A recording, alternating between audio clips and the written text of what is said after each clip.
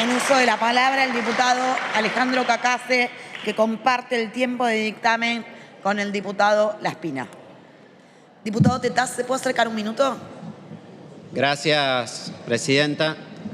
Escuché atentamente el informe que dio el diputado Heller.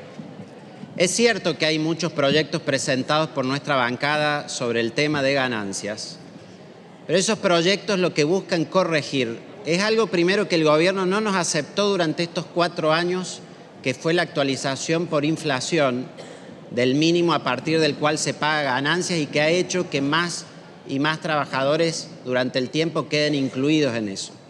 Él hacía historia de esto sobre la cantidad de trabajadores registrados que quedan incluidos en el impuesto a las ganancias, y le quiero decir que si mira para atrás completa esa serie, porque parece que hay una memoria selectiva solo entre el año 2015 y 2019, el récord histórico de trabajadores que pagaron ganancias fue durante el gobierno de Cristina Fernández de Kirchner, con 2.800.000 trabajadores que estuvieron sometidos al impuesto en el año 2013. Ahora, no se trata simplemente de cuántos trabajadores están sometidos al impuesto, sino también de cuánto pagan. Y esto es lo que nosotros hemos buscado corregir, estableciendo mayor progresividad en las alícuotas. Porque acá nosotros tenemos un impuesto a las ganancias diseñado de manera tal que alguien o no paga o de repente tiene que ya pagar el 27-35% del impuesto. Y eso es lo que está mal. Prácticamente todos los países en el mundo tienen impuesto a la renta, a las ganancias o al ingreso. En prácticamente todos esos países en el mundo, quienes son trabajadores en relación de dependencia contribuyen al Estado a partir de ese impuesto. ¿Por qué? Porque se entiende que es el impuesto más progresivo, más justo, el impuesto que le cobra menos a quienes menos tienen y más a los que más tienen, y por eso la mayoría de los países avanzados lo tienen como el principal impuesto para su recaudación. Ayuda a mejorar la distribución del ingreso. Cuando vemos las democracias europeas, a partir de lo que cobran de impuesto a la renta, logran bajar sensiblemente la desigualdad en la distribución del ingreso. Hay países, ¿no?, sin ir más lejos, el caso de Alemania, que antes de distribuirse el dinero de impuestos y transferencias tiene tanta desigualdad como tiene la Argentina, algo que puede parecer curioso el dato, pero corrige esa desigualdad por tener un impuesto a la renta que después distribuye adecuadamente. Por el otro lado, un país como el nuestro, que depende tanto de los impuestos al consumo, como el caso del IVA, depende de impuestos distorsivos para recaudar, como es el caso del impuesto al cheque, y ni que hablar ingresos brutos de las provincias, y los más de 40 impuestos federales y los más de 160 impuestos, junto con los provinciales y municipales que hay, generan una maraña de nuestro sistema impositivo que lo hace profundamente regresivo. Entonces, cuando se aplica todo nuestro sistema de impositivo y de transferencias, apenas se toca la desigualdad en la distribución del ingreso medida por el cociente Gini. Esto por una mala estructura tributaria que tenemos. Ahora, sobre 41 impuestos federales que podríamos reformar. Hoy en una entrevista un periodista me decía, tenemos que empezar por algún lado. Sí, podemos empezar por cualquiera de los otros 40. Aquellos que son distorsivos, aquellos que son regresivos, aquellos que perjudican más a los que menos tienen. Fijémonos que el universo de los trabajadores al que hacían referencia. Primero tengamos en cuenta, presidente, que hay 40% de los trabajadores argentinos que no están registrados, trabajan en negro. Con esta medida no los ayudamos en absolutamente nada y ellos son los que se encuentran entre los deciles más pobres de la población. Tomemos también de los trabajadores que están registrados en blanco. A más del 80% de esos trabajadores esta medida no les impacta en nada. Aquellos que cobran 200.000 pesos, 300.000 pesos, esas familias que luchan para llegar a fin de mes y para poder cubrir la canasta básica de bienes y servicios en sus familias, esta reforma que impulsa el gobierno no le afecta en absolutamente nada. Entonces, por eso decía, no se trata solo de cuántos pagan, sino de cuánto pagan. No podemos tener un impuesto que pasa directamente, el que paga pagar 27, 35, cuando en otros países es cierto, empiezan de un umbral de 2 salarios mínimos, pero empiezan pagando 1, 4, 5, 9%, pero contribuyen. Y obviamente son los altos ingresos los que pagan ese 27 o 35%. Hay algunas cosas que dijo el diputado Heller que llaman la atención. Por un lado, hablaba de la pérdida del salario. ¿Cuánto pierde el salario con la inflación que estamos teniendo hoy?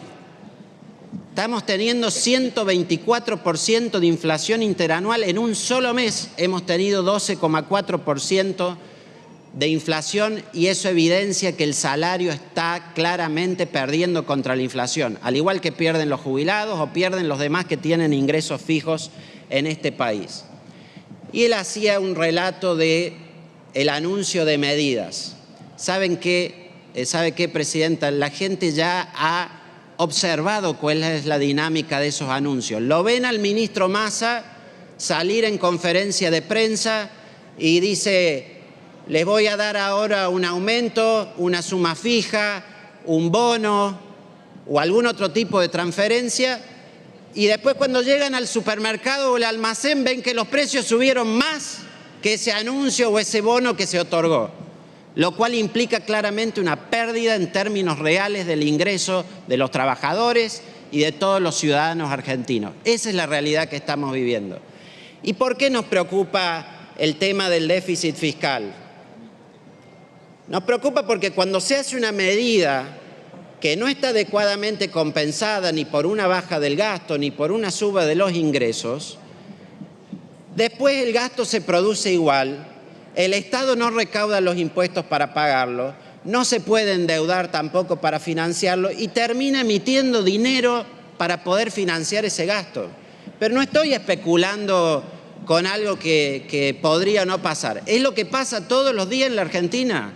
Se emite y emite dinero para financiar el gasto público y entonces lo que se da con una mano se lo saca del bolsillo el mes siguiente con la inflación. Y esa dinámica ya está absolutamente clara para todos. Entonces es de una absoluta irresponsabilidad que nosotros aprobemos sobre la finalización de un gobierno una reforma tributaria para que impacte en el próximo y que profundice el déficit fiscal en la Argentina. Preguntaba el diputado Heller por qué es electoralista. Bueno, para mí es tan evidente que no hace ni falta explicarlo, pero yo le contesto. Es electoralista, diputado, porque en 4 años de gobierno nunca presentaron una reforma tributaria sobre este impuesto. Por el contrario, aumentaron 20 impuestos desde la ley de emergencia en adelante. No me golpee la con la presidencia, disculpe. Presidenta, durante este gobierno, desde la ley de emergencia en adelante, aumentaron 20 impuestos, uno sucesivamente tras otro, incrementaron la presión fiscal y solo tras perder las elecciones, ser derrotados y quedar terceros, ahora proponen una reforma fiscal que se aplica para el próximo gobierno cuando ya no están. Entonces dígame si eso no es electoralista e irresponsable y antidemocrático, porque fija la política tributaria para el próximo gobierno que debe ser elegido en las urnas el 22 de octubre o eventualmente en noviembre de este año. Eso es electoralista, evidentemente electoralista. Él decía altamente progresivo. No es altamente progresivo. Este es el impuesto más progresivo de todos. Está hablando solo del 15% de los trabajadores registrados, que son los que más ganan. No es cierto tampoco que todo se vuelve al consumo. Yo entiendo que una familia que gana 200.000 pesos, si le devolvemos impuestos, eso se vuelca inmediatamente al consumo.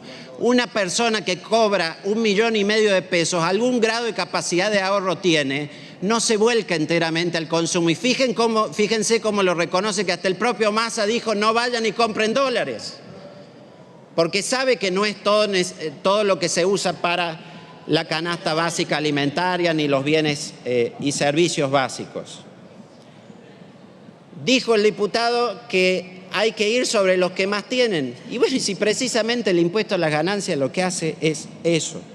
Entonces, claramente electoralista, claramente injusto y regresivo,